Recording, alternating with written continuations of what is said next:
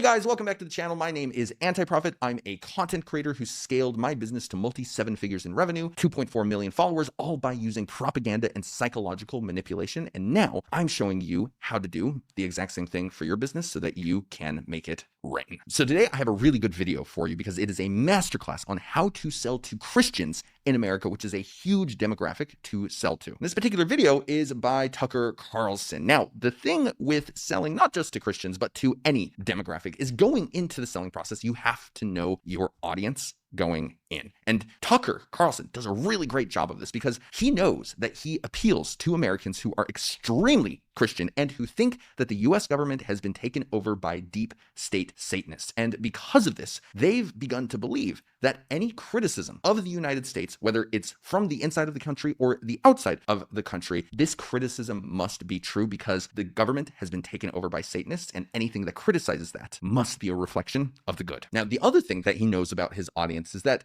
with a topic like Iran or the Middle East in general, right, the more extreme the conflict gets, the more of a signal it is to Christians that the end times is near. And this is a good thing for Christians, right? Armageddon coming is something that they ultimately want because they want to be done with the suffering and pain they experience in life, and they want to be sucked into heaven where they can be happy and safe for eternity. So the thing that Tucker keeps in mind, and that you should keep in mind as well if you're selling to Christians, is that you're ultimately selling to people who are inside of a death cult. And the good news is that death cults are really easy to sell to because they've already drank the Kool-Aid. All right, so now all of this said, let's go ahead and take a look at the video. We just finished up an interview with Masoud Pezeshkian, who is the president of Iran, the 70-year-old heart surgeon who leads the country we were just at war with about a week and a half ago. All right, so right out of the gate, Tucker does something really interesting here. He goes out of his way to mention that this guy is a heart surgeon, which immediately gives away his position on how he feels about the president of Iran. And the reason I say this is because you would never introduce someone that you disliked with a professional title that is universally accepted as good and moral. We talk about heart surgeons in a very positive light inside of Western society. Now, the reason he's doing this is because he's prepping his audience right from the get-go on how to watch the interview with a certain viewpoint going in. And the best part of all of this is that if Tucker ever received pushback with the critique that I just gave, right, he can always fall back on, well, he's a heart surgeon. I don't know what you want me to say. That's my best Tucker Carlson impersonation. Hopefully it's a good one. But again, him being able to say, well, I mean, he's a heart surgeon is just factual. What do you want me to say? It gives him plausible deniability, even though he knows that saying this within the first 12 seconds of this video sets up the president of Iran in a positive light, and he does it on purpose. Now, the lesson here for you is for you to always think about how you can affect the viewer's state of mind going into whatever media you want them to watch, and to affect their viewpoint without them knowing it in a way that you can deny later if pressed. And even within the first few seconds of this video, we've already seen a masterclass on this exact skill. We know we'll be criticized for doing this interview. Why did we do it anyway? Well, we did it because we were just at war with Iran 10 days ago and maybe again. And so our view, which has remained consistent over time, is that American citizens have the constitutional right and the God-given right to all the information they can gather about matters that affect them. All right, cool. So let's talk a little bit about this. So he uses a couple of words here in order to inspire a certain level of tribal mentality. Because with the mention of a God-given right and a constitutional right, he's playing to his audience who are Christian nationalists. And before anyone says, oh, that's a bad word or whatever, like, why else would you say that something is a God-given right unless you're trying to play to their Christianity? And why would you say, hey, like, this is your constitutional right unless you're trying to play to their nationalism, right? He knows his audience. He knows what buzzwords are going to get them to be like, oh, damn, like, it's time to watch. I totally like this. And he knows what words he needs to use in order to solidify the tribe under the Tucker Carlson umbrella where everyone can gather and feel safe about having the batshit crazy beliefs about the world that they do. If their country is doing something with their money in their name, they have a right, an absolute right to know as much about it as they can. And that would include hearing from the people they're fighting. Okay, something else that he's doing here, right? He's saying that the audience deserves all of the information that they can get about this topic because it affects them. And he's playing a tricky game here because he's implying, without saying it outright, that the viewer has a deep understanding of the Middle East to the point that if they hear more information about it, they'll know what to do with that information, and it will help them make a nuanced choice, when in reality, his audience doesn't have a fucking clue about the Middle East. Most of us don't have a clue about the Middle East. Now, with something like we just saw on screen, the goal here, the thing that you can take away from this is, how can you play to the pre-existing beliefs your client has about themselves that they use as a coping mechanism to deal with their shame? Now, what do I mean by that? The fact of the matter is, most of these people who consume this information don't actually think that they're smart. They think that they're dumb. Deep down, they're incredibly ashamed with how they actually stack up in society. And in order to deal with that, they project a front of being intelligent around topics they have no understanding about whatsoever. Now, again, Tucker knows this. He plays to it because it makes them feel seen by him. This is the equivalent of an enabler who gives an alcoholic a drink and says, hey man, you've had a rough day. Like you deserve this one. So the question here is, how can you become the enabler for your customers' worst impulses in a way where it doesn't feel manipulative to them as they're listening to you talk to them? Because again, if we get back to the example of the enabler and the alcoholic, if the enabler comes up and he's like, hey man, like you have a problem, there's nothing that you're ever going to be able to do about it, just have a drink. The alcoholic is going to hear that and be like,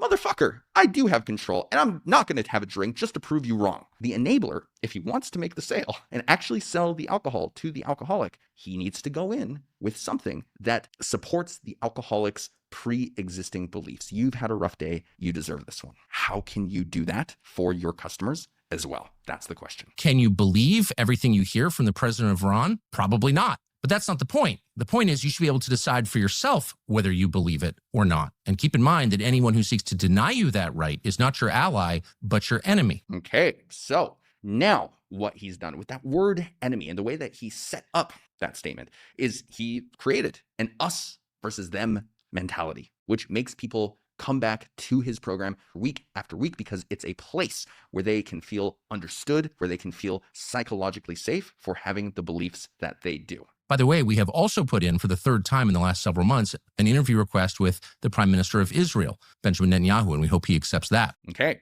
so now he's brought Netanyahu into this. And the implication with what he just said here is that he has invited Netanyahu to have an interview over the last couple of months, but Netanyahu has not accepted it, which implies that he's a coward, which then further implies that he is the real evil one. The fact that the Iranian president has accepted it, this must mean that this guy has nothing to hide. Now, since you and I have more than 2 brain cells here, we can look at this and think to ourselves, okay, well, maybe it has nothing to do with who's right and who's wrong, as politicians know their audience, right? Tucker knows that Iran can use his audience in order to spread bullshit. And Tucker also knows that Netanyahu knows that Tucker's audience would not be receptive to anything that he has to say. Why would the leader of a country go and do an interview that is ultimately unfavorable to them when they are in the midst of a war? And again, Tucker has been in this business for a while. He understands how this works. And he understands that if he's the guy who goes in and gives these people a softball interview, he'll be able to get massive ratings simply because no one else is willing to go in and shame themselves in the same way that Tucker is willing to. The same thing happened a few years ago when Tucker interviewed Putin. Do you think Putin would have done an interview with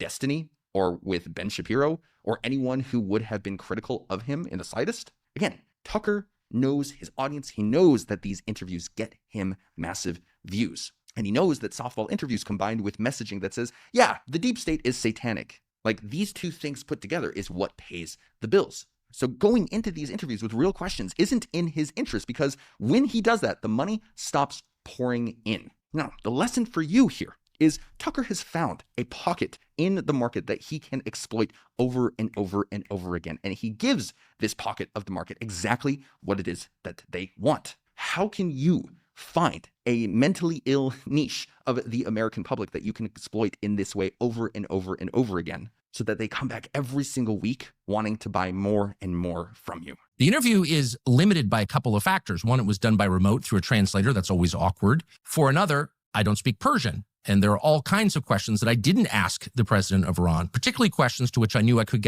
not get an honest answer, such as, was your nuclear program totally disabled by the bombing campaign by the U.S. government a week and a half ago? There's no chance he's going to answer that question honestly. I didn't bother to ask it. The answer, in fact, from an American perspective, even from the CIA's perspective, is unknowable. Okay, so now he's doing something that I think is actually the coolest part of this masterclass when it comes to propaganda, right? He's sprinkling in some fake skepticism because he knows he can't just go balls deep into the squealing hog and give the president of Iran a completely softball interview, because there would be a number of people inside of his own audience who might see that and see him do it without skepticism and say, whoa, whoa, whoa, this is starting to feel a little bit anti-American. What's going on here? However, even more importantly than this, him sprinkling in this skepticism allows him to validate and make morally acceptable his audience's participation in a nonsensical anti-American interview, which should be against their morals because theoretically they love America, right? But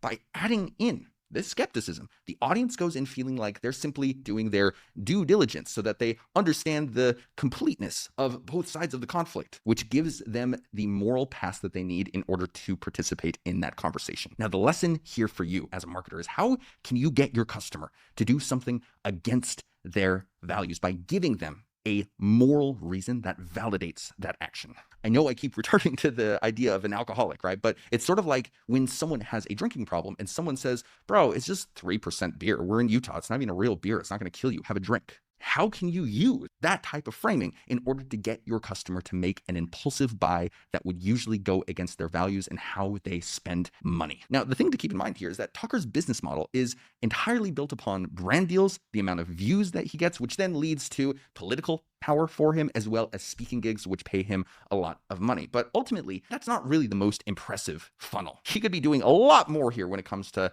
high ticket products or coaching services, et cetera, right? Now, if you're someone who's going into business or you're someone who's already cracked at business, you're like killing it, why not use these exact lessons that we saw in this video to pump up your existing offer that you're going into or that you've already validated in order to send it even farther to the moon?